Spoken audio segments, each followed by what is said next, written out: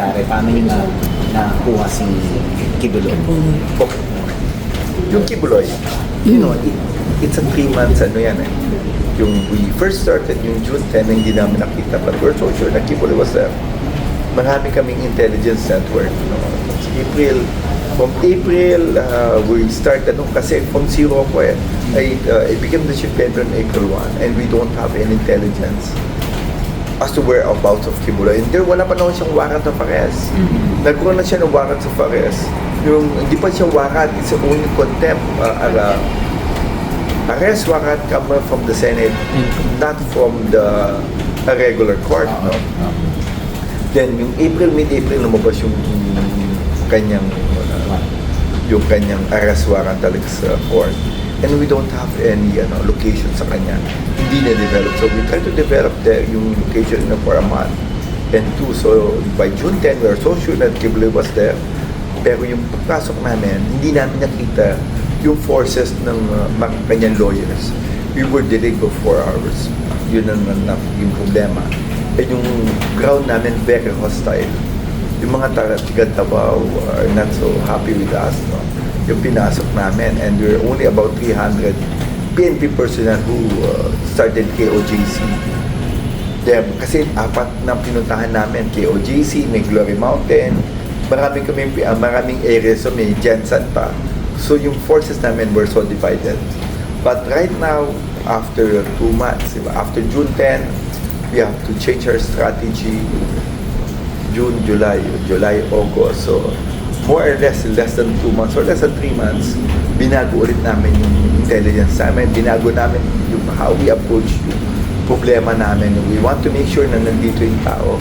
Though we try to zero it for yung surveillance. Kung merong movement doon, walang movement. And we can foresee nandito lang yung tao. So, Quiboloy, magaling rin si Quiboloy kasi they were trained by some of the retired military personnel na very close sa kanya na parang si Osama Bin Laden na huwag kang gumamit ng cellphone, recordings na dapat yung di ba? Osama Bin Laden took them 8 years before they captured yung 9/11. After 9/11, 8 years pa. So sa amin, same kanyang strategy.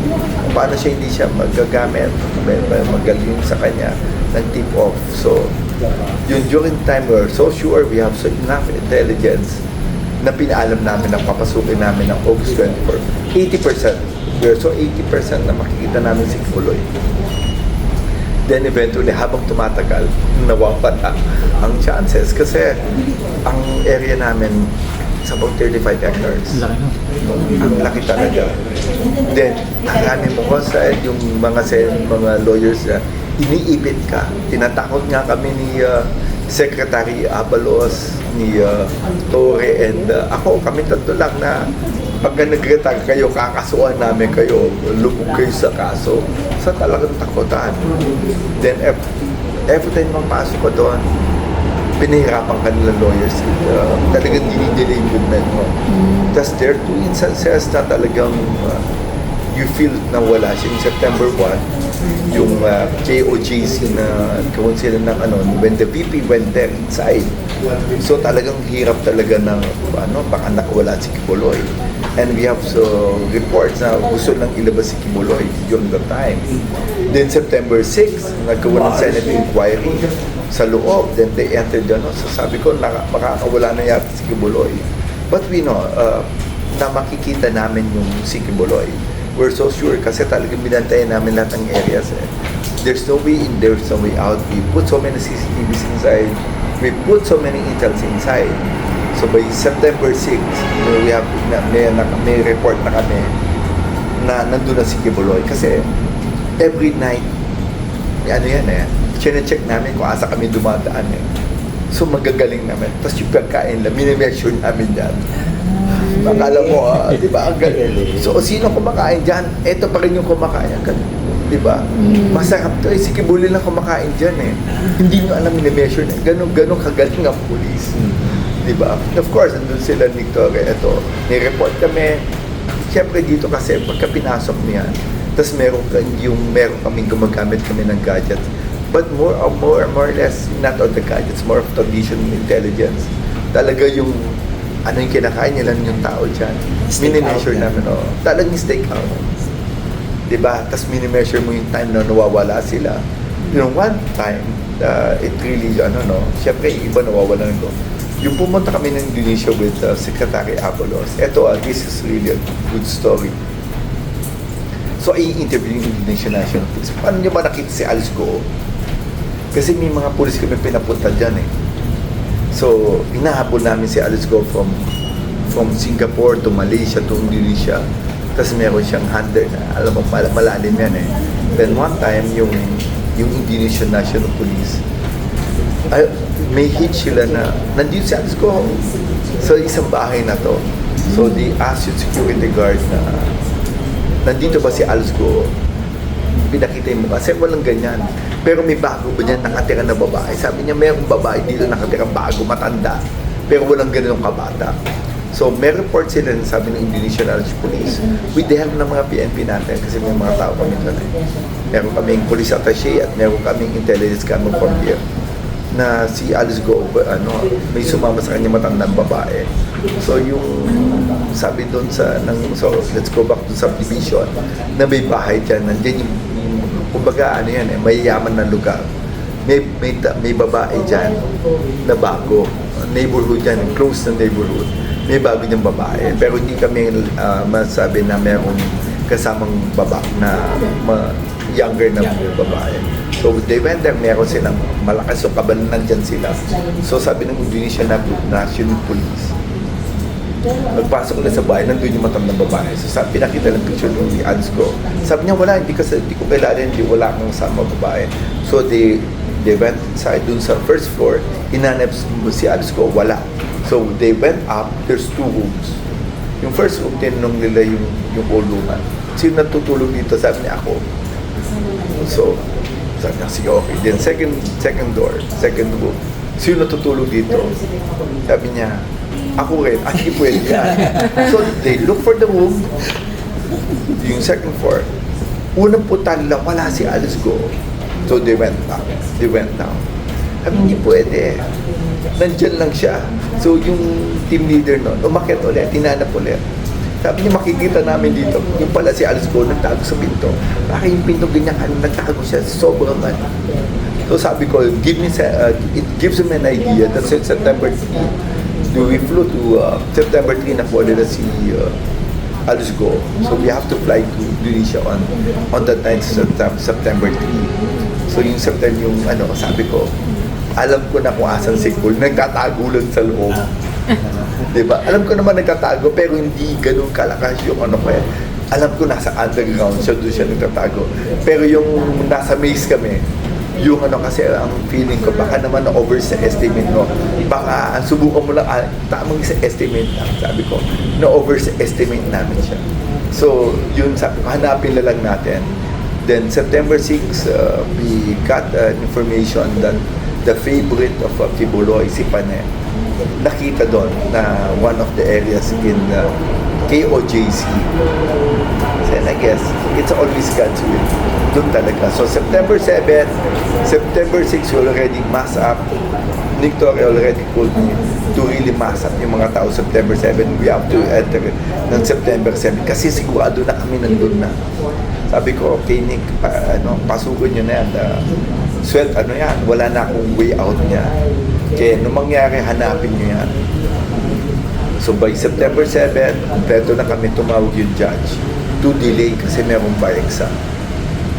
So, we have to delay it by September 8. Prepared na kami, but September 7 and 9, I think yung Quiboloy na nararamdaman na foreigner na sila. So, talagang naghanap silang surrender freedom. Pero nakapasok na yung police namin dun sa loob eh. So, hindi ang sabi na he surrender, no, he didn't surrender. We got him inside the KOJC Bible lang talaga. Who sensed the feeler, sir? Before he surrendered?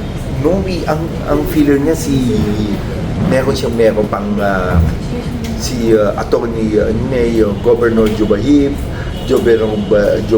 called yung ISAF na sinasabi na sumurrender si ISAF. That's not true. nanggaling pa siya sa labas, pumasok. Hindi ka na makakapasok sa loob. Hindi ka rin makakalabas sa sobrang galing ng intelligence sa amin. And every corner na pupunta niyang bahay, nakaklose talaga. Marami kami ginamit. We will not tell you how good we are. That's our confidential yung paano namin kami naging sa intelligence namin at paano namin siya nahuli. It's really traditional. Binibilang yung pagkain. Talagang normal, talagang not more of intelligence but investigation. Iniimbestiga pa paano nangyari. Kasi mga pulis talagang gagaling talaga yung investigador yan. We are very good in investigation than intelligence. So more investigation, sige, ito, anong oras nawawala yan, anong oras mo nakikita yung mga babae dito, as in sila umikot, up to the time na we corner to the end, na na-corner na sila, na wala na silang pupuntahan. Sir, after the successful na pagkakuha kay Quiboloy, how's the reaction ng President sa inyo? Kasi you've done, grabe yung effort na ginawa ng PNP. Yeah. Sobra.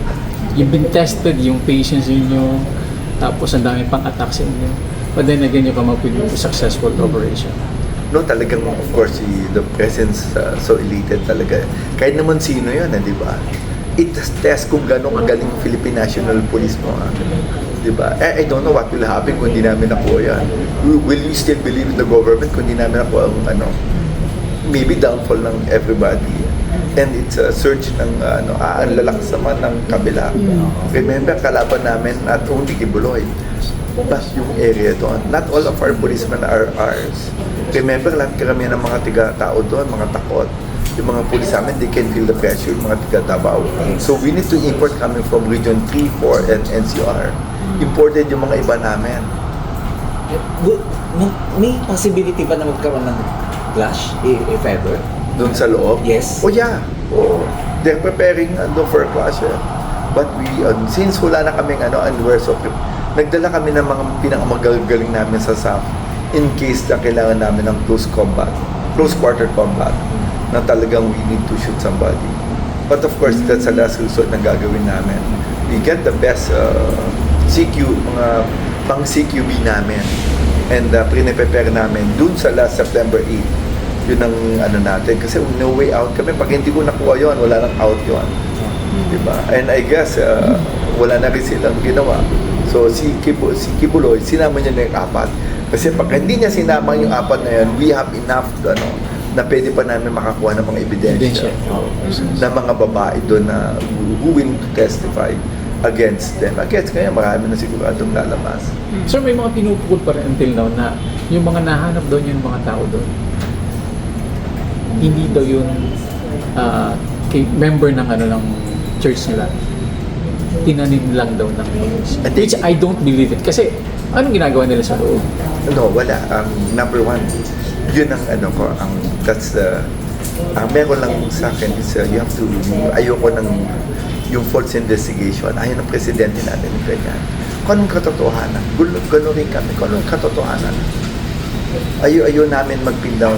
Yung sasabi ko nga, let us not use yung drug watch, yung least to yung para ma-traumatize yung mga tao. Let us not weaponize yung mga ganyan. We don't do that. Kung ano yung nakita mo, yun yung reports namin. Wala, ayoko ng yung false accusation na yun. Ayun, ang gusto ko dito, we are building yung trust ng mga tao namin na kung ano nahuli ng police, doon na. Hindi kami, we will not build stories just to pin you down. Ayun namin na ganyan. And it will create na pagka ginawa namin, tuloy-tuloy na gagawin namin yan eh. So sabi ko, ano yung investigation natin? Kung hindi tayo sure, we have to build more reports. Kaya yung mga nakuuli namin before na, pansin nyo, tahimik lang kami. We build reports before we arrest. Yun ang gusto namin. Kaya we're so happy with new law ng DOJ na bago ka muli, mag-consult ka muna sa DOJ, we build cases para when you file cases, hindi yung probable cause lang. Talagang it will, talagang makukulong talaga yung tao. Solid yung case. Solid yung case. Solid talaga yung case. Yung probability of conviction is very high. Yun ang gusto namin. Kaya ganun rin kami, yung careful kami dun sa yung keso ganun rin kay Baroyaga. Because we're building cases, we get so many testimonies just to build yung right product. We don't want na luli mo lang, na-file mo ng kaso at the end of the day, wala naman palang case. Makukulong yung mga pulis namin. No? So, di ba, harassment. So, gusto namin talagang yung proper investigation. Makikita ka talaga na ang gagaling ng pulis talaga ngayon. Hindi po ba makakalusot, I mean, politically, gagamit ng political alleyway to makalusot dun sa case? Yung, Si Quiboloy. Yes, Andyan. he's running po. remember Diba? dalawang cases ni Quiboloy, no? The Philippines, maganda yung case.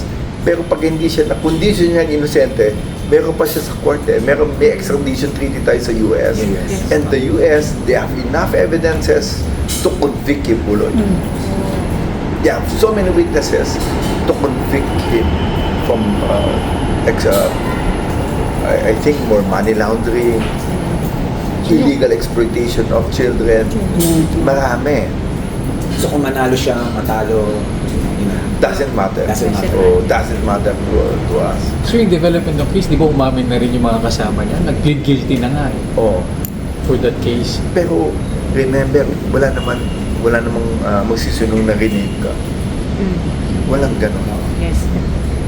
And one of our witnesses is from Filipina na nasa Austria ngayon, who gave us a tip na nandun sa na rinig siya, na indoctrinate sila. Then sabi nila na rape ka ba? Ang indoctrination ni Quiboloy, hindi po kami na-rape. Inalay. Intact pa rin kami. Ah. Only the Holy Spirit went to your body. Yun. Alay. Oh, that's kaya yun ang that's what happened kay Amanda dun sa yung naging kay Senator Monteveros na ang kwento doon, I mean dito hindi ko na hindi siya prepared, hindi pa kulang yung pastoral niya na gusto ng Quiboloy because she's a virgin, she's beautiful and she's so young. Kaya minadali siya ng Quiboloy. So, na-rape siya. I mean, I don't want to say na na-rape, no? But sexually molested kasi di ba naman na Bata pa. narinig yung part na nagkaroon, but he was molested when she was young.